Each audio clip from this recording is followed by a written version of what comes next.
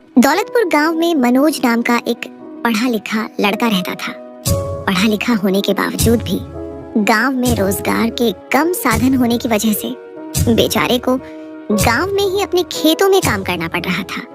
लेकिन पिछले कई साल से बारिश की एक बूंद भी ना गिरने की वजह से गांव में सूखा पड़ गया है और लोगों के पास खाने की कमी हो गई है। मनोज पढ़ा लिखा होने के साथ साथ बहुत मेहनती भी है। वह पढ़ने के बाद भी अपने खेतों में काम कर रहा है और तभी वहां पर गांव का एक आदमी गुजरता है जो मनोज को सूखे खेतों में फावड़ा चलाता हुआ देखता है। तो वह मनोज से कहता है, अरे मनोज बेटा, तुम तो अच्छा खासी पढ़े लिखे हो, तो इतनी गर्मी में तुम इस सूखे हुए खेत में क्यों फावड़ा चला रहे हो? तुमने तो देखा है कि पिछले कई सालों से गांव में बारिश की एक बूंद भी नहीं गिरी है, तो भला तुम इस सूखे खेत में किस चीज की फसल उगा लोगे? मैं तो कहता हूँ कि तुम यह सब बेकार की मेहनत कर रहे हो, इससे तुम्हें कुछ भी हासिल नहीं होने वाला है। तुम्हें तो चाहिए कि तुम शहर जाकर कोई अच्छी सी नौकरी कर लो। कब तक अपने बूढ़े माँ बाप के टुकड़ों पर पलते रहोगे?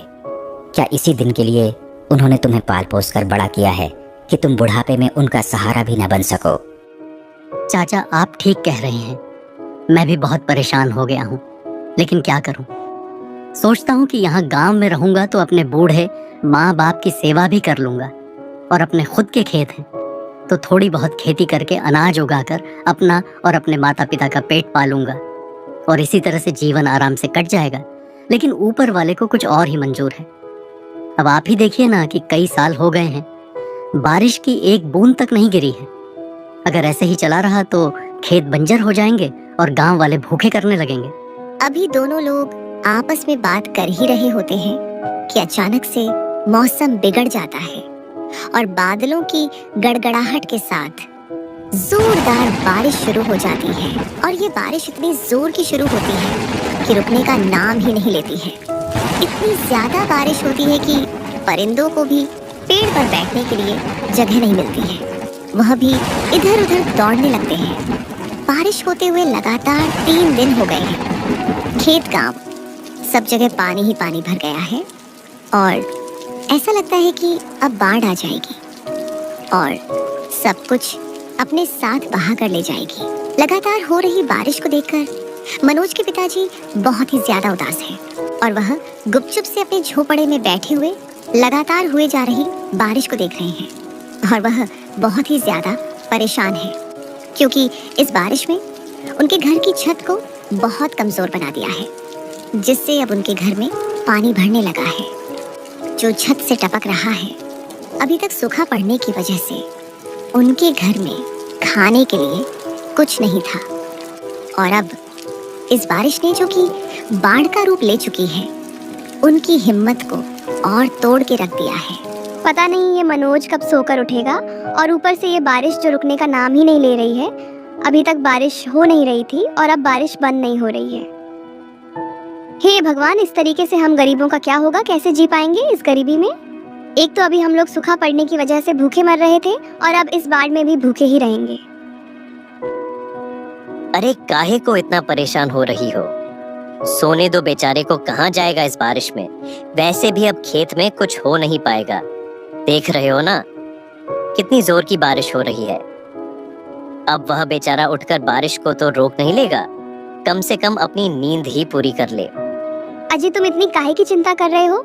मैं तो बस इसलिए कह रही हूँ कि ये मनोज सोकर उठ जाए और कुछ चाय पानी नाश्ता कर ले, फिर आराम से बैठे और चाहे सोए। देख रहे हो ना, उसके खाट के ऊपर भी पानी टपक रहा है, लेकिन फिर भी इसकी नींद है जो टूटे ही नहीं। और फिर जब मनोज की नींद खुलती है और उठकर बैठता है तो देखता है कि छत से पानी उसकी खाट के ऊपर टपक रहा है। खाट के साथ साथ वह भी भीगा हुआ है। इतनी ज्यादा बारिश हुई है, इसे देखकर मनोज बहुत तेज झल्ला जाता है, लेकिन वह मजबूर भी है। वो कुछ कर नहीं सकता है, बस ऊपर आसमान की तरफ देखता रहता है। तभी उसकी माँ उससे कहती है, बेटा मुंह हाथ धोकर आजा और कुछ थोड़ा बहुत नाश्ता कर ले। अब तो ऊपर वाला ही जाने आगे क्या होगा। अभी तक तो बारिश होने का नाम नहीं ले रही थी और जब से होना शुरू हुई है तब से रुकने का नाम ही नहीं ले रही है। अभी तक बारिश न होने की वजह से खेत में कुछ भी पैदा नहीं हो पा रहा था और अब बारिश हो जाने की वजह से खेतों में इतना पानी भर गया है कि फिर से उसमें कोई भी फसल उग नहीं सकती है। तेरी मेहनत बेकार हो गई है मेरे बेटे। हाँ माँ, लगता है मेरी किस्मत ही खराब है। जो कुछ भी कर रहा हूँ उसमें असफल हो जाता हूँ। अब ऊपर वाले की जैसी मर्जी, उसके आगे किसी की भी चलती नहीं है। नहीं बेटे, ऐसी बात नहीं है। अच्छे बुरे दिन आते जाते रहते हैं। ऊपर वाला हर सच्चे इंसान की एक बार परीक्षा जरूर लेता है। बेटा बस तू हिम्मत मत हारना, बाकी सब एक दिन ठीक हो जाएगा। कोई बात नहीं बेटा, परेशान नहीं होते हैं। ऊपर वाले पर भरोसा रख, एक दिन सब ठीक हो जाएगा। कुछ थोड़ा बहुत खा ले, 2 दिन से तूने कुछ खाया नहीं है। पिताजी, मुझे भूख नहीं लगी है, इसलिए मैं कुछ भी नहीं खाऊंगा। पता नहीं क्यों भूख ही नहीं लगती है, कुछ खाने का मन ही नहीं करता है। मैं अभी बस थोड़ी देर में बाहर से थोड़ा टहल के आता हूँ। अरे इतना काहे को परेशान हो रहा है, एक दिन सब ठीक हो जाएगा। हम लोग हैं ना, तो तू काहे कि इतनी चिंता कर रहा है। और देख रहा है ना बाहर कितनी जोर की बारिश हो रही है, कहाँ जाएगा। इस बारिश में देख तेरी माँ ने कुछ बनाया होगा। मैं कहता हूँ कि कुछ थोड़ा बहुत खा ले, मन शांत हो जाएगा और भूख भी मिट जाएगी। माँ और पिता के मना करने के बाद भी मनोज उनकी बात को नहीं मानता है और फिर वह गुस्से में आकर घर से बाहर निकल जाता है और जाकर चौराहे पर एक चाय की दुकान पर बैठ जाता है, जहां पर गांव के कुछ लोग पहले से ही मौजूद थे, जो मनोज को ऐसी हालत में देखकर उस पर हंसने लगते हैं और ताना मारने लगते हैं। अरे देखो तो जरा कौन आया है। राजकुमार साहब आए हैं, अपने माता पिता के इकलौते दुलारे बेटे। जरा कुछ चाय नाश्ता तो कराए। कोई इनको देखो तो जरा, कैसा ड्रेस झाड़ के आए हैं। पढ़े लिखे होने के बावजूद भी कहीं नौकरी नहीं करते, बस गांव में घूमते रहते हैं और अपने बूढ़े माँ बाप के साए में पल रहे हैं। घोर कलयुग आ गया है, बूढ़े माँ बाप जवान बेटे को पाल रहे हैं, अब क्या ही कहा जाए। अरे नहीं काका, आप लोग गलत समझ रहे हैं। आप लोग जैसा समझ रहे हैं मैं वैसा बिल्कुल भी नहीं है। मैं एक मेहनती इंसान हूँ, लेकिन क्या करूँ, शायद इस समय मेरा समय ठीक नहीं चल रहा है, इसलिए मैं जो कुछ भी करता हूँ उसमें असफल हो जा रहा हूँ। आप लोग तो जानते हैं कि गांव में कई सालों से बारिश नहीं हुई थी, जिस वजह से जमीन से अनाज का एक दाना भी नहीं उगा पाया हूँ। और उसके बाद बारिश हुई भी तो इतनी ज्यादा हुई कि खेत में एक दाना भी उगाने के लिए जमीन ही नहीं दिखाई दे रही है। तू तो पढ़ा लिखा है, ऐसी बात है तो तू शहर क्यों नहीं चला जाता, वहाँ जाकर कोई अच्छी सी नौकरी कर ले, ताकि तेरे माँ बाप भी बुढ़ापे में आराम और सुख भोग सके, क्योंकि उन्होंने ही तुझे पढ़ा लिखा कर इस काबिल बनाया है। काहे इन खेतों के चक्कर में पड़े हो बेटा, तुम तो पढ़े लिखे हो, शहर जाकर कोई अच्छी सी नौकरी करो और गांव में अपने माँ बाप का नाम रोशन कर दो। गांव वालों के ताने मनोज को बहुत ही बुरे लगते हैं और एक तरीके से गांव वाले तो मनोज के भले के लिए ही बोल रहे हैं कि वह पढ़ा लिखा है। अगर शहर में जाकर कोई नौकरी कर लेगा तो खेती करने से अच्छा ही रहेगा, क्योंकि कभी बारिश होती है और कभी नहीं होती है, जिस वजह से खेती करने में बहुत ज्यादा दिक्कत हो रही है। और अगर शहर में नौकरी करेगा तो 4 पैसे मिलेंगे, खुद का भी पेट पाल लेगा और अपने माँ बाप का भी। फिर मनोज गुस्से में उठकर अपने घर चला जाता है और अपने माँ और बाबूजी से जाकर मिलता है और कहता है, माँ और बाबूजी, मैंने अब सोच लिया है और पूरी तरीके से मन भी बना लिया है कि अब मैं शहर जाकर नौकरी करूंगा, क्योंकि अब मुझसे घर की और मजबूरी देखी नहीं जाती है और मैं कब तक बुढ़ापे में आप लोगों के ऊपर बोझ बनकर रहूंगा। अगर अब मैं आपकी सेवा नहीं कर पाऊंगा तो फिर कब करूंगा। अरे बेटा, तू इतना ज्यादा काहे परेशान हो रहा है। हम लोग गरीबी में तेरे साथ जैसे तैसे करके गुजर बसर कर लेंगे। तू शहर जाएगा तो पता नहीं कैसा हो।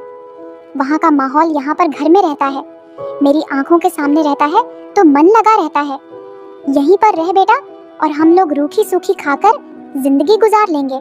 लेकिन मनोज माँ और बाबूजी की बातों को नहीं मानता है, क्योंकि अब उसके दिमाग में सिर्फ घर के हालात और गांव वालों के ताने बसे हुए थे, जो गांव वाले उसे देखकर ताने मार रहे थे।